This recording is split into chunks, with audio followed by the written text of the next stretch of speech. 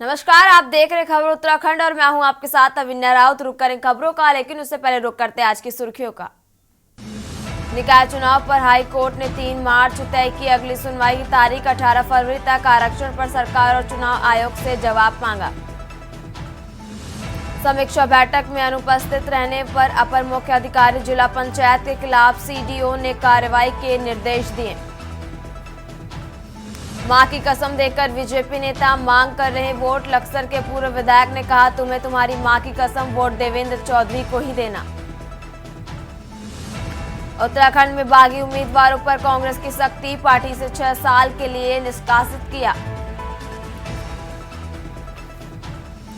कोहरे के कारण दिल्ली यूपी रूट की करीब 70 बसें प्रभावित। देहरादून छोड़ते ही कम हो जाती है रफ्तार।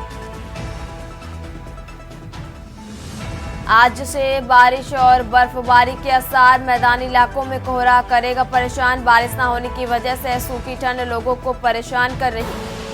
आप देख रहे हैं के न्यूज, खबरों का सारथी। रुक करते हैं खबरों का। खबर विकास नगर से है, जहां हरबटपुर नगर पालिका से कांग्रेस के अध्यक्ष पद की प्रत्याशी यामिनी रोहिला को नैनीताल हाईकोर्ट से बड़ी राहत मिली है। कोर्ट ने उन्हें चुनाव लड़ने की अनुमति दे दी। इसके पहले रिटर्निंग अधिकारी ने एक शिकायत पर उनके ओबीसी प्रमाण पत्र को संदिग्ध मानकर निरस्त कर दिया था। हाईकोर्ट की एकल पीठ ने भी उनकी याचिका खारिज कर दी थी, जिसके चलते इस निर्णय को कांग्रेस प्रत्याशी यामिनी रोहिला ने विशेष अपील दायर कर चुनौती दी।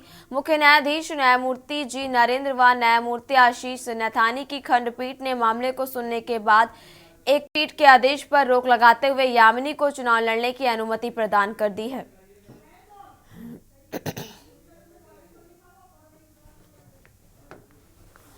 हमारी रिपीटर सिंगल बेंच में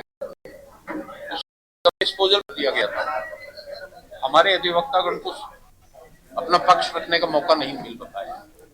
हमने एक स्पेशल एप्लीकेशन माननीय न्यायालय में दी।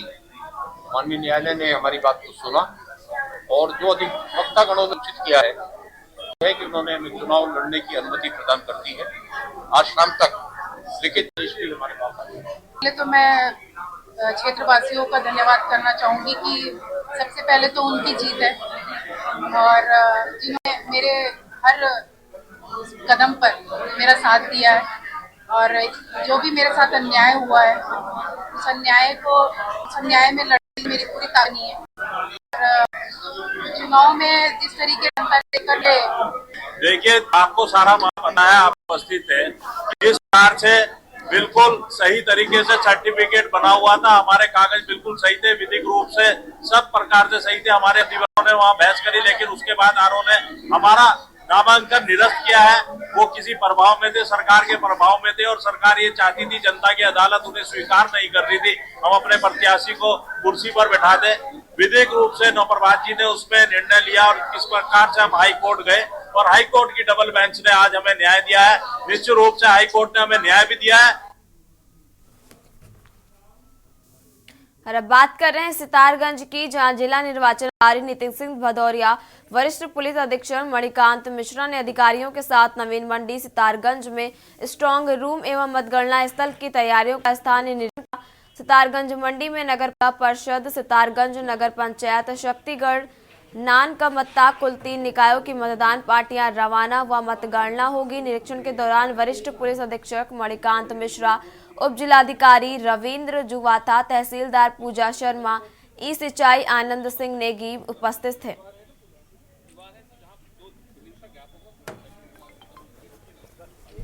यहाँ पर कार्यालय में किया गया। यहाँ पे 3 हमारे नगर निकायों की काउंटिंग होगी यहाँ पर। तो उसमें हम लोगों ने स्ट्रांग रूम का निरीक्षण किया गया है, कैसे रिसिप्ट और डिस्पैच अरेंजमेंट्स होंगे और पर्यवेक्षक आएंगे, उनका कहाँ बैठने का होगा। तो सभी प्रक्रियाओं पर नज़र रखते हुए यहाँ पे हम लोगों ने निरीक्षण किया है और जल्द ही यहाँ पे काम भी शुरू हो जाएगा। आज वैसे कुछ काम चल रहा है, तो ये 7-8 दिन में यहाँ पे पूरी कार्रवाई पूर्ण हो जाएगी।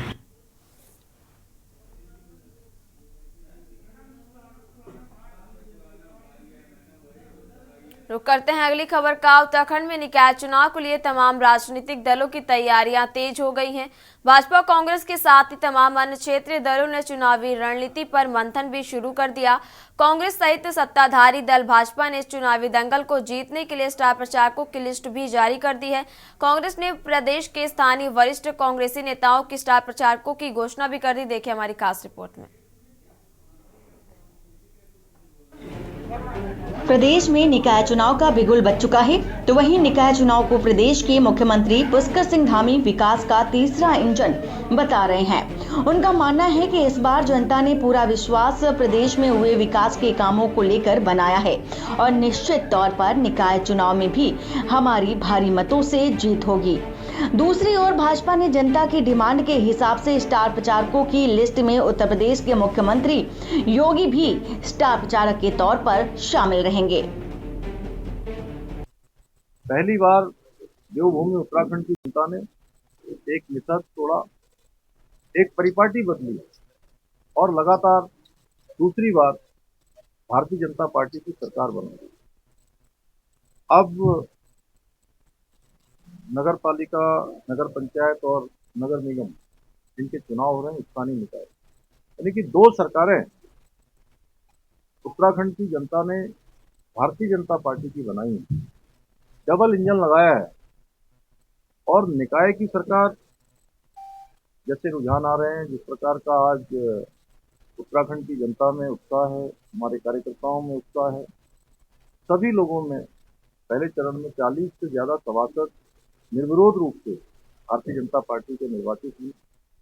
3 जगह पर नगर पंचायत और नगर पालिकाएं जीतना, ये रुझान को स्पष्ट करता है कि उत्तराखंड की जनता इस चुनाव में भारी अंतर से अधिकांश स्थानों पर भारतीय जनता पार्टी की सरकार बनाएगी। हमने प्रचारकों में अपने प्रदेश के नेताओं को वरीयता दी है और कुछ जगह से, नगर निगमों से, कुछ बड़े स्टेशनों से उत्तर प्रदेश के मुख्यमंत्री आदरणीय योगी आदित्यनाथ जी की भी डिमांड आई है कि योगी आदित्यनाथ जी की कुछ सभाएं कराई जाएं। तो हमने माननीय मुख्यमंत्री उत्तर प्रदेश आदरणीय योगी आदित्यनाथ जी को भी अपने स्टार प्रचारकों की सूची में शामिल किया है और उनके जैसे समय मिलता है हमें, जैसा उनका कार्यक्रम निर्धारित होता है, तो 2 या 3 स्थानों पर हम उनके। विपक्षी दलों की माने तो सरकार ने अभी तक कोई भी काम जनता के हित में नहीं किए हैं और जनता में इस बात को लेकर बेहद नाराजगी भी है। साथ ही सबसे बड़ी नाराजगी इस बात को लेकर है कि नगर निकाय चुनाव के लिए भाजपा ने देरी पर देरी की है और चुनाव को टालने की कोशिश की। हमारे स्टार प्रचारक खुद स्वयं में स्टार हैं और अच्छा रिस्पॉन्स जनता की तरफ से हमारी पार्टी को लेकर मिल रहा है और निश्चित तौर पर इस चुनावी दंगल में जनता इस बार भाजपा को करारा जवाब देगी। भारतीय जनता पार्टी के अधिकृत प्रत्याशियों के विरुद्ध जो भी पार्टी के कार्यकर्ता अभी भी चुनाव मैदान में हैं, हमने उनको 8 जनवरी तक का समय दिया था और ये समय अब निकल चुका है। हमने सभी जिलाध्यक्षों से सूची तैयार करने के निर्देश दिए हैं।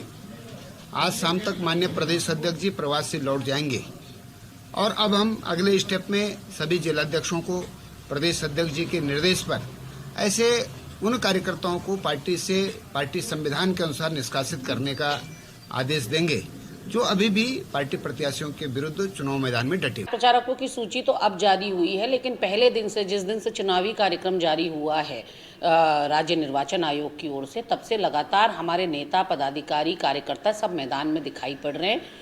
चाहे वो प्रदेश अध्यक्ष करण महाराज जी हों, नेता प्रतिपक्ष यशपाल आर्या जी हों, प्रीतम सिंह जी हों, हरीश रावत जी हों, गणेश गोदियाल जी हों, लगातार वो मैदान में बने हुए हैं और पार्टी प्रत्याशी के लिए चुनावी प्रचार कर रहे हैं। 40 लोगों की सूची हमारे द्वारा जारी की गई है और वो सब भी आपको मैदान में प्रचार करते हुए दिखाई पड़ेंगे। और जो स्थानीय जनता में जो आक्रोश है, जो गुस्सा है सत्ता पक्ष के लिए, क्योंकि सत्ता पक्ष ने न सिर्फ निकाय चुनावों को 1-1.25 साल पीछे धकेलने का प्रयास किया, बल्कि उनको उनकी दुश्वारियों के साथ जीने के लिए मजबूर किया है। देखिए, सबसे पहले तो मैं आपके चैनल के माध्यम से उत्तराखंड की समस्त जनता को, जहां जहां पर ये निकाय चुनाव हो रहे हैं, उनको इस बात को आश्वस्त करता हूं कि आप अपने निर्णय पर बिल्कुल दृढ़ रहें। आप लोगों ने यूकेजी को वोट देने की सोची है, निस्संदेह बहुत अच्छा आपका कदम है।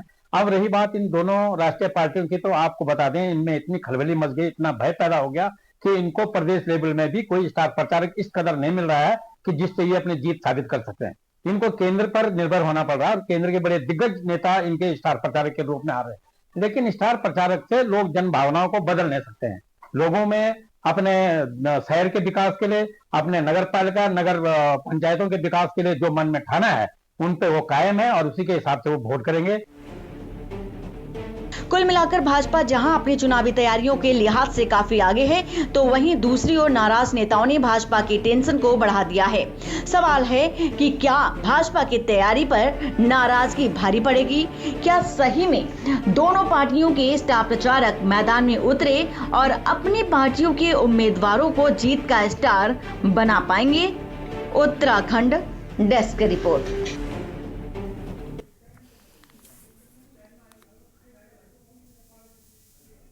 खबर रुड़की से है, जहां निकाय चुनाव में दिन पर दिन रोमांच बढ़ता जा रहा। अपने अपने पक्ष के माहौल बनाने के लिए सियासी दिग्गज लगातार जनता के बीच पहुंच रहे हैं और शह मात का खेल जारी है। इसी कड़ी में आज बहुजन समाज पार्टी से नगर पंचायत अध्यक्ष पद भगवानपुर की उम्मीदवार अनीता सैनी ने भारतीय जनता पार्टी के प्रत्याशी रचित अग्रवाल को अपना समर्थन दिया है।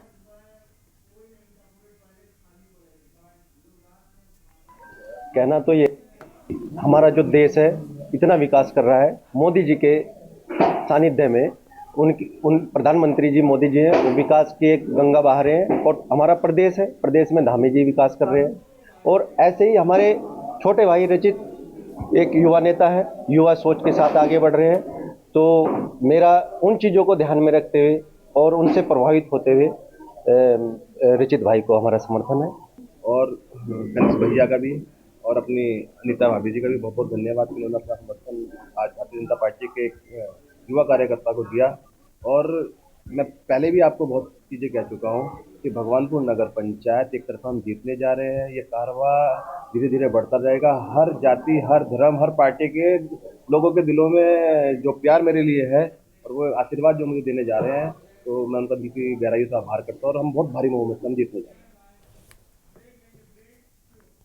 फिलहाल यहाँ रुकेंगे, एक छोटे से ब्रेक के लिए जल्द हाजिर होंगे। आप देख रहे हैं के न्यूज, खबरों का सारथी। ब्रेक के बाद एक बार फिर रुक करते हैं खबरों का। खबर आपको अल्मोड़ा से बता रहे, जहां भाजपा में शामिल होने के बाद पहली बार अल्मोड़ा पहुंचने पर भाजपा कार्यकर्ता ने बिट्टू कर्नाटक का स्वागत किया।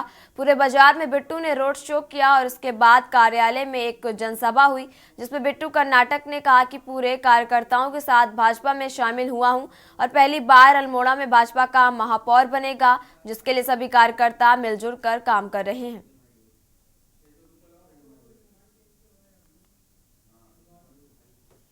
जीवन में रहे हैं, आज उनकी ये भावना थी।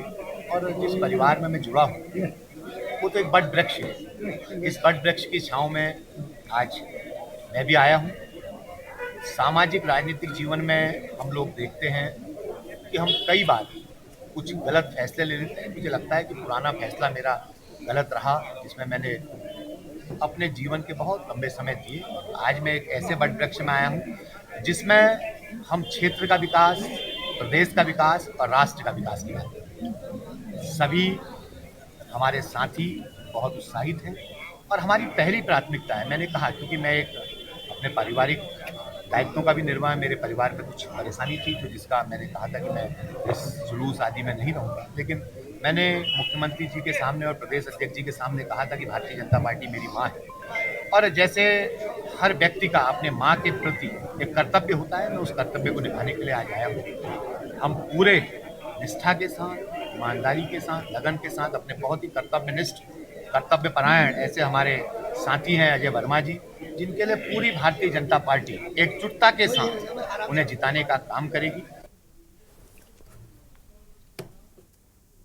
खबर रुड़की से, जहां कांग्रेस के प्रदेश महामंत्री सचिन गुप्ता ने रुड़की नगर निगम में मेयर का चुनाव लड़ रही अपनी धर्मपत्नी पूजा गुप्ता के साथ आसपास नगर क्षेत्र में संपर्क कर लोगों से मतदान की अपील करी। जनसंपर्क के दौरान बड़ी संख्या में क्षेत्रवासियों ने कांग्रेस प्रदेश महामंत्री सचिन गुप्ता तथा मेयर प्रत्याशी पूजा गुप्ता का जोरदार ढंग से स्वागत किया गया तथा उन्हें फूल मालाओं एवं नोटों की माला पहनाकर जीत का आशीर्वाद भी दिया गया।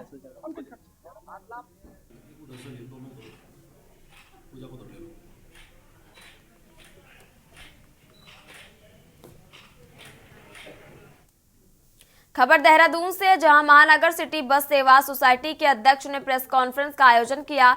यह आयोजन देहरादून स्थित सोसाइटी कार्यालय में किया गया। वहीं अध्यक्ष विजय वर्धन डंडरियाल ने महत्वपूर्ण जानकारी साझा की। उन्होंने बताया कि टेम्पो, टाटा मैजिक एवं मैक्सिमम वाहनों को स्टेज कैरिज परमिट जारी न करने के विरुद्ध आदेश पारित किए गए थे, जिसमें 2 बार स्टैंडिंग काउंसलिंग और 1 बार आरटीओ निर्देश चंद्र पोठाई द्वारा अंडरटेकिंग की गई कि हम टेम्पो, विक्रम, टाटा मैजिक वाहनों को स्टेट कैरिज परमिट नहीं दे रहे हैं।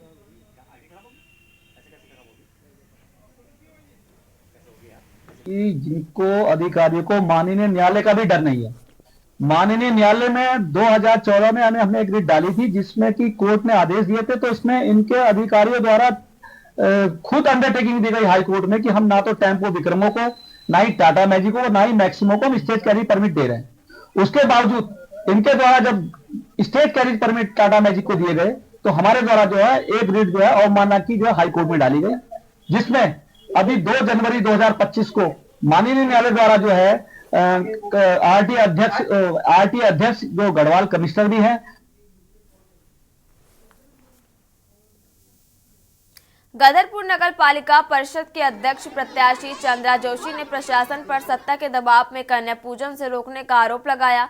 चंद्रा जोशी पुत्र एकादशी व्रत के अवसर पर शिव मंदिर में कन्या पूजन और प्रसाद वितरण का कार्यक्रम आयोजित कर रही थी, तभी गदरपुर पुलिस ने उन्हें कार्यक्रम रोकने के लिए कहा। पुलिस ने बताया कि उत्तराखंड में नगर निकाय चुनाव को चलते आदर्श आचार संहिता प्रभावी और इस समय कन्या पूजन करना नियमों का उल्लंघन है। पूजा करने के लिए वहीं मैंने बच्चों को बुला के, लड़कियों को बुला के, कन्याओं को बुला के उनको प्रसाद बांटा और संज्ञान में आया है। और किसी भी तरीके का अगर कोई धार्मिक कार्यक्रम भी इलेक्शन पीरियड में किया जाता है तो उस समय आदर्श आचार संहिता लागू होती है और उसी के तहत किसी भी कार्यक्रम को किया जाना है। इवन अदरवाइज अगर किसी को भी कोई कार्यक्रम करना है तो उसकी परमिशन एसडीएम स्तर से हमेशा ली जानी चाहिए, चाहे इलेक्शन पीरियड हो या नहीं हो। पत्रकार भाइयों नमस्कार। मैं यही कहना चाहूँगी कि आज मेरा व्रत भी था। मैं पुत्रा एकादशी को व्रत करके मैं लड़कियों के मंदिर में गई थी पूजा करने के लिए। वहीं मैंने बच्चों को बुला के, लड़कियों को बुला के, कन्याओं को बुला के उनको प्रसाद बांटा और उनके चरण धोए, उनकी पूजा करी। तो इसी माध्यम से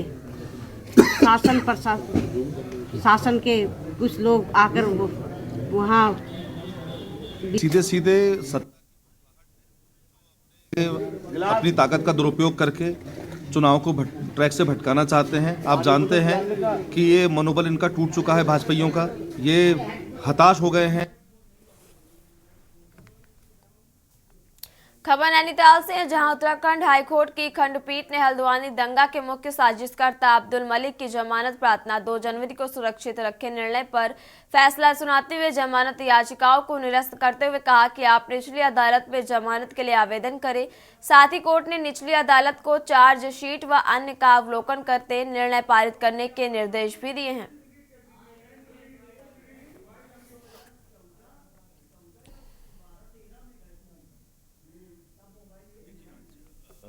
ये 2 जनवरी को ऑर्डर रिजर्व किया था कोर्ट ने, जिसमें अब्दुल मलिक की 3 एफआईआर पे बेल पे सुनवाई थी।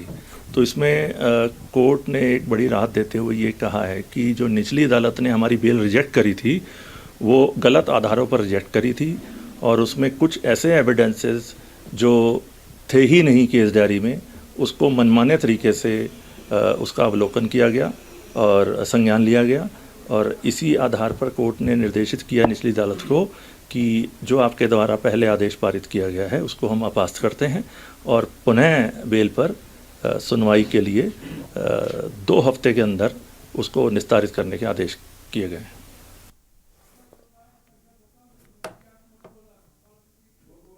खबर नैनीताल से, जहां उत्तराखंड हाईकोर्ट ने बागेश्वर जिले के तहसील कांडा के कई ग्रामों में खड़िया खनन से आई दरारों के मामले में कोर्ट ने स्वतः संज्ञान लेकर सुनवाई करते हुए खड़िया खनन में लगी रोक को 1 माह तक बढ़ाने के साथ ही जिला बागेश्वर के 149 मीटिंग ऑपरेटरों को नोटिस जारी किए हैं।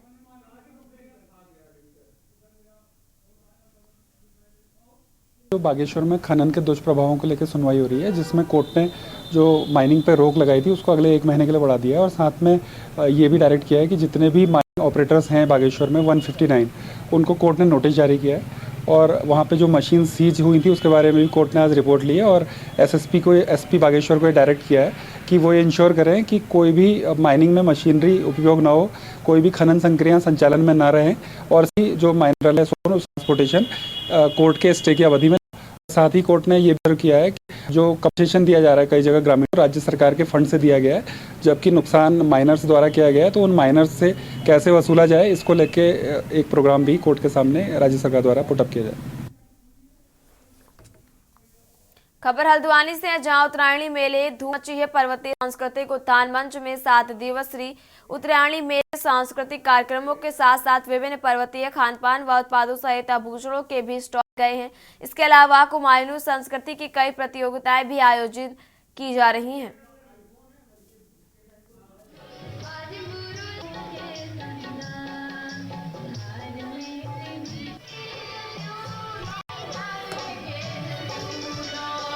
ये जो बच्चे हैं, छोटे जो बच्चे हैं, ये हमारी जो संस्कृति है उसको जो है प्रदर्शित कर रहे हैं और इसका प्रचार भी कर रहे हैं। तो ये हमारे आने वाली पीढ़ी को भी मार्गदर्शन करेंगे। बच्चे आगे बढ़ करके जवान होकर के वो करके इस हमारी जो कुमाऊनी संस्कृति है, बोली है, भाषा है, जो हमारी चीज़ें रीति रिवाज हैं, उनको ये हमेशा मतलब जो लंबे समय तक के लिए आगे के लिए तैयारी है। ये बच्चे कल जवान होंगे, फिर आगे सयाने होंगे, फिर उस कल्चर को आगे बढ़ाने के लिए प्रयास करेंगे। यहाँ आके बहुत अच्छा लग रहा है और मेरा नाम तनिषा मेहरा है। मैं LKM स्कूल में पढ़ती हूँ। मैं कक्षा 5 में पढ़ती हूँ और मैं यहाँ डांस में आज भाग लेने आई हूँ। मेरे टीचर ने मौक दियो, मैं मस्त भल लगो। मैं यहाँ पहली बार आ रही, मैं मस्त भल लगो यहाँ एभे और मैं यहाँ एभे मस्त खुश हूँ कि मैं मौक मिला हो, मैं यहाँ आ सकूँ। धन्यवाद। और उत्तराखंड की खबरों में फिलहाल इतना ही। आप देखते रहिए के न्यूज़ इंडिया। नमस्कार। आप देख रहे हैं के न्यूज़, खबरों का सारथी।